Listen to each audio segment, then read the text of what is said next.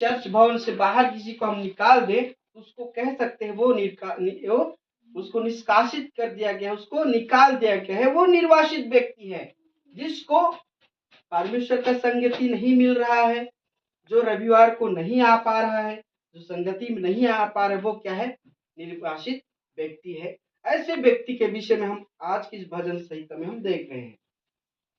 उसका जीवन के विषय में हम देखेंगे कि वो परमेश्वर की उपस्थिति से, जैसे हम पीछे भजन 84 में भी हम पढ़ सकते, वहां भी है कोरह वंशियों का भजन, ये भी कोरह वंशियों का ही एक भजन संहिता है। यहाँ पर हेडिंग में भी आप देख सकते हैं कोरह वंशियों का मस्किल लिखा है।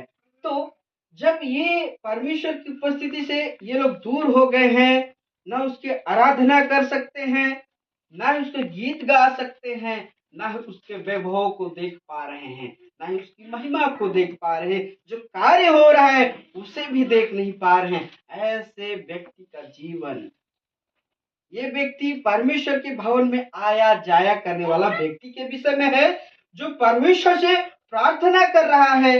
वो एक हिरण के समान यहाँ पर एक उपमा दिया गया है कि जिस प्रकार एक हिरण हरिणी क्या होती है, जल के लिए हाँफती है, तरसती है, वो ढूंढती है पानी के लिए कि मुझे कब पानी मिल जाए कि मैं संतृप्त हो जाऊं, मैं मुझे तृप्ति मिले, जो प्यास है वो बुझ जाए। इस निमित्त ये प्रार्थना करता है भजनकार, ये भजन संहिता लिखता है कि जिस प्रकार एक हरिणी भटकती रहती है जंगलों में, उसी प्रकार है परमेश्वर, मैं तेरा प्यासा हूं। हमारा जीवन आज एक हमारे लिए परमेश्वर का अनुग्रह है, हम उसके सम्मुख में हम आ पा रहे हैं, उसके सम्मुख में हम आराधना कर पा रहे हैं, उसके नाम को हम पुकार पा रहे हैं। ऐसे लोग होते हैं जो परमेश्वर की उपस्थिति को आज दर दर भटक रहे हैं। परमेश्वर की उपस्थिति में लोग आना चाहते लेकिन उनको संगति नहीं मिल पा रहा है। विरोध के अवस्था में कई ऐसे भाई बहनें आज के दिन में भी होंगे जहां पर संगति नहीं हो रहा है। विरोध के कारण लोग हर एक प्रकार के सताव में हैं, उनको संगति नहीं मिल पा रहा है। ऐसे परिस्थिति में लोग, उनका जीवन कैसा होगा? जो जिससे प्रेम करता है उससे जब दूर रहता है उसके जीवन में पीड़ाएं होती है। हमारा परमेश्वर से प्रेम है, हम उससे हम दूर रह नहीं सकते। क्यों? क्योंकि हम उसे प्रेम करते हैं और उसके सम्मुख में हम हर दिन रहने वाले, यदि हम कहीं चले जाए तो क्या हमारे जीवन में पीड़ाएं नहीं होती है? वो परमेश्वर का उपस्थिति, परमेश्वर का वो प्रेम, मैं उससे अब दूर हूँ, है कब मैं उसके पास जाऊंगा, ऐसी परिस्थिति है। मैं पढ़ रहा हूँ पहला, जैसे हरिणी नदी के जल के लिए हाँफती है, वैसे ही हे परमेश्वर मैं तेरे लिए हाँफता हूँ। और यदि मैं पढ़ूं 4 पद में, यह स्मरण करके मेरा प्राण शोकित हो जाता है कि मैं कैसे भीड़ के संग जाया करता था, मैं जय जयकार और धन्यवाद के साथ उत्सव करने वाली भीड़ के साथ परमेश्वर के भवन में, परमेश्वर के भवन को मैं धीरे धीरे जाया करता था। उत्सव करने वाला, आनंद किसके जीवन में होता है? उत्सव कौन मनाता है? हर्ष और उल्लास किसके जीवन में होता है? खुशी किसके जीवन में होता है? इसके जीवन में अनुभव है। वो आनंद करने वाली कलीसिया उस झुंड के साथ में बैठता था, उस कलीसिया के लोगों के साथ में रहता था, वो उत्सव आनंद के साथ रहने वाले कलीसिया के साथ मैं परमेश्वर के भवन में उनके साथ गीत गाता था, प्रार्थना करता था, उसका वचन सुनता था। हम हर एक के जीवन में एक अनुभव है। हम यहाँ आते हैं किसी प्रकार का हम भोजन करने नहीं, वरन कोई धन नहीं मिलता यहाँ पर, कोई यहाँ पर ला करके चावल नहीं बांट रहे हैं। लोग आज के दिन में ये आरोप लगाते हैं कि मसीही लोग धन बांटते हैं, लोगों का धर्म परिवर्तन कर देते हैं। क्या ऐसे लोग रह पाएंगे जो धन के लिए प्रभु के पास आया है? कब वो टिक पाएगा? नहीं, वो 2 दिन आएगा, 3 दिन आएगा, चौथा दिन चला जाएगा। लेकिन एक बात है, जो परमेश्वर का अद्भुत धन है, उसका प्रेम उसको जो प्राप्त करता है, उसकी संगति रूपी धन को जो प्राप्त कर लेता है, उसका आनंद और सामर्थ्य को प्राप्त कर लेता है, वो व्यक्ति कहीं भटकेगा नहीं। जिस प्रकार ये भजनकार कहता है, मैं उस उत्सव करने वाली भीड़ के संग जाया करता था, आनंद करने वाले भीड़ के साथ में रहता था। 2 दिन याद है, आज उसी भीड़ को ढूंढने के लिए, उस संगति को चाहने के लिए वो कहता है, मैं हरिणी के समान भूखा प्यासा हूं, जो तरसती है नदी के जल के लिए। हम यदि अनजान पहाड़ में यदि चले जाए, कहीं पर हमें छोड़ दिया जाए, कहाँ पर नदी है, कहाँ पर तालाब है, हमें कुछ मालूम नहीं होगा, हमें नहीं रहेगा। क्यों?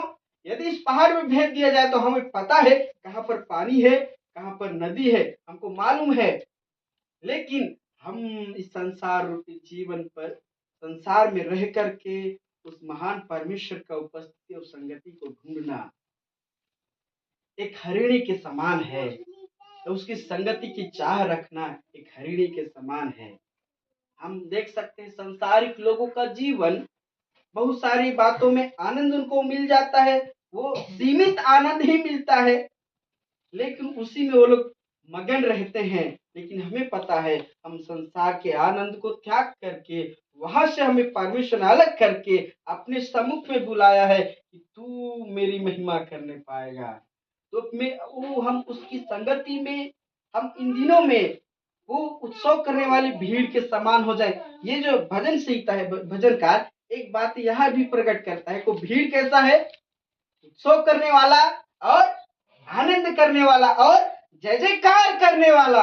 किसका? परमेश्वर का। तो हम हर एक के जीवन में ये भी संदेश है कि हम परमेश्वर का जय जयकार करने वाले हो जाए, हम उसकी हर समय हम जय जयकार करने वाले रहे, हम उसका आनंद में, हम भरपूरी में हम बढ़ने वाले हो जाए। हमें कोई निराशा आएगी, लेकिन उसमें भी उससे ऊपर जयवंत होने वाला अनुभव में हमें बढ़ना है। भजनकार का जीवन देख करके एक तरस आता है, वो परमेश्वर की उपस्थिति से दूर है।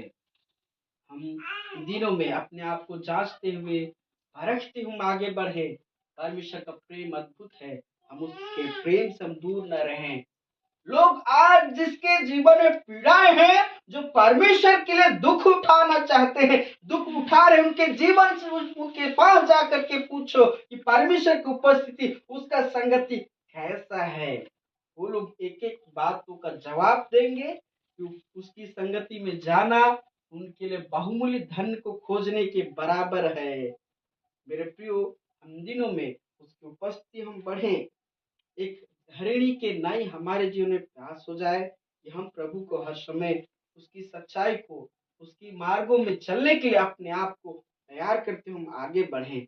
हमारे पास समय बहुत है, ये ना सोचे, वरन हम कब तक रहेंगे, हमारा निश्चित समय, हमारा कोई डायरी नहीं है कि हम इतना साल तक रहेंगे, इतना दिन रहेंगे, कुछ नहीं है। वरन हर एक बातें गुप्त है, हमारा जीवन सीमित है। जब तक है तब तक, जिस प्रकार नूह के विषय में प्रभु के दास कह रहे थे, 120 वर्ष लगा क्या नाव बनाने में, तो क्या 120 वर्ष में यदि हम 20 वर्ष को काट दे, 100 वर्ष ना, 100 वर्ष उसके बाद भी नूह कहता है बस हो गया, अब तो 100 साल हो गया। आज के डेट में देखा जाए 100 साल कोई जीता नहीं है ना। मतलब देखा जाए आज की स्थिति में, बचपन से लेकर बुढ़ापे तक कोई व्यक्ति काम करे, उसको कुछ प्रतिफल दिख ना रहा हो, लोग बोलेंगे ये क्या कर रहा है, वो पूरा बचपन से पढ़ाई किया, लिखा है, लिखा पढ़ा, अब तक ये कुछ प्राप्त नहीं किया, बहुत सारी बातें हैं। लेकिन क्या वो नूह 100 साल होने के बाद छोड़ दिया क्या? नहीं। अगर छोड़ देता तो उसके विषय में लिखाया है, नूह अपने समय में वो खरा व्यक्ति था जो परमेश्वर के वचन के अनुसार चलने वाला है।